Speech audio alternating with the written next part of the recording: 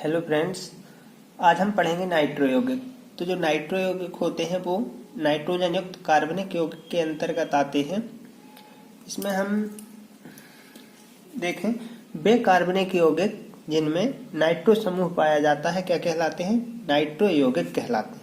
ठीक है, हमने लास्ट वीडियो में इसके बारे में बता दिया था, फिर भी थोड़ा सा और बता देते हैं। तो जो हमारा नाइट्रो समूह होता है उससे जुड़े कार्बन परमाणु, ठीक है, कार्बन परमाणु की प्रकृति के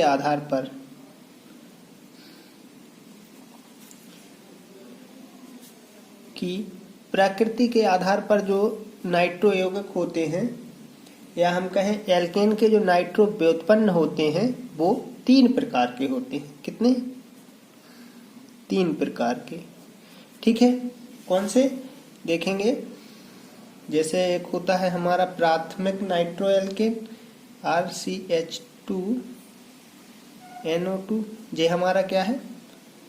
प्राथमिक नाइट्रो एल्केन है। ठीक है, यदि हम देखें दूसरा R2CHNO2, ये हमारा द्वितीयक होता है, द्वितीयक नाइट्रो एल्केन होता है। ठीक है, ऐसे ही यदि हम देखें R3CNO2, ये हमारा तृतीयक नाइट्रो एल्केन होता है। ठीक है,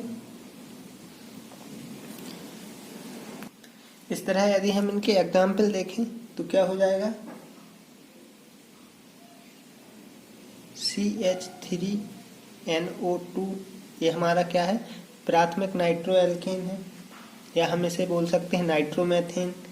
ठीक है, या जो हमारा द्वितीयक होता है उसमें यदि हम देखें CH3 और यहाँ NO2, ये हमारा क्या है? द्वितीयक नाइट्रो एल्केन है, या 2 नाइट्रो प्रोपेन। ठीक है, ऐसा ही हम तृतीयक में देखें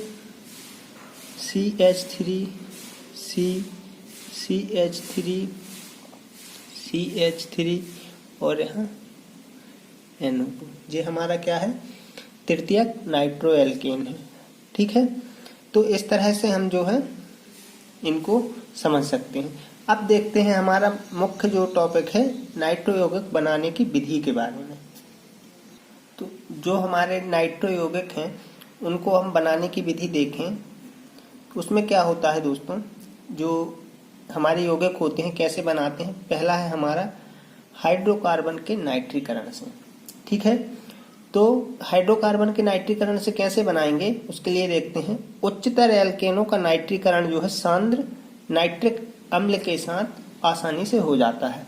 कहने का तात्पर्य ये है कि जो हमारे हेक्सेन से ऊपर के, मतलब कार्बन संख्या जिसमें 6 हो या फिर 6 से ज्यादा हो, ठीक है, ऐसा कार्बन संख्या 6 या 6 से ज्यादा हो, तो ऐसे एल्केनों का नाइट्रीकरण जो है सांद्र नाइट्रिक अम्ल के साथ जो है आसानी से हो जाता है और हमें जो है नाइट्रो यौगिक प्राप्त हो जाते हैं। देखते हैं C6H14 प्लस HNO3।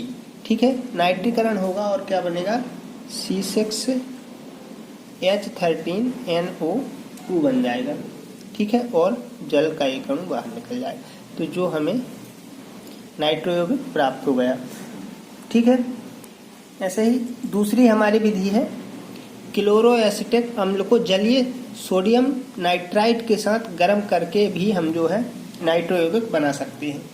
ठीक है, तो क्या करते हैं हमने लिया क्लोरो एसिटिक अम्ल, ठीक है, ClCH2COOH, इसे हम किसके साथ? सोडियम नाइट्राइट के साथ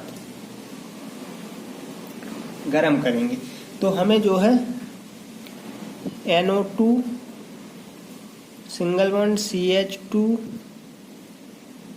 सिंगल बॉन्ड COOH, यानी हम जो क्लोरो एसिटिक अम्ल है उसमें सोडियम नाइट्राइट मिलाएंगे तो हमें ये प्राप्त होगा। ठीक है, इसको हम क्या करेंगे?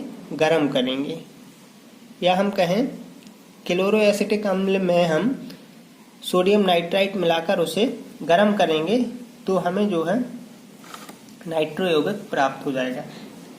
क्या बनेगा, आगे यहाँ लिख देता हूँ CH3NO2, ठीक है, और कार्बन डाइऑक्साइड जो है मुक्त हो जाएगी। तो ये जो है हमें नाइट्रो यौगिक या नाइट्रोमेथेन प्राप्त हो गया। अब इसकी तीसरी विधि है, वो क्या है, एल्किल हैलाइड को सिल्वर नाइट्राइट के जलीय एल्कोहली विलयन के साथ गर्म करके।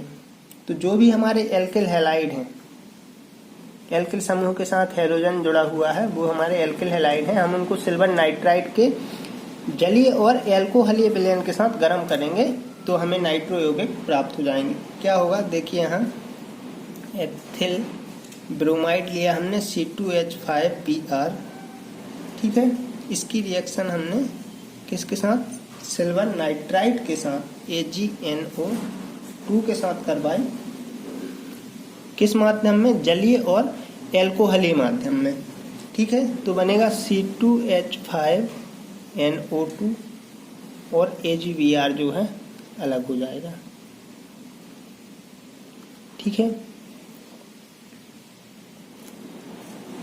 तो उम्मीद है आप लोगों को वीडियो समझ में आया होगा, और यदि कोई भी दिक्कत होती है तो प्लीज़ कमेंट करके ज़रूर बताएं मुझे। Thank you.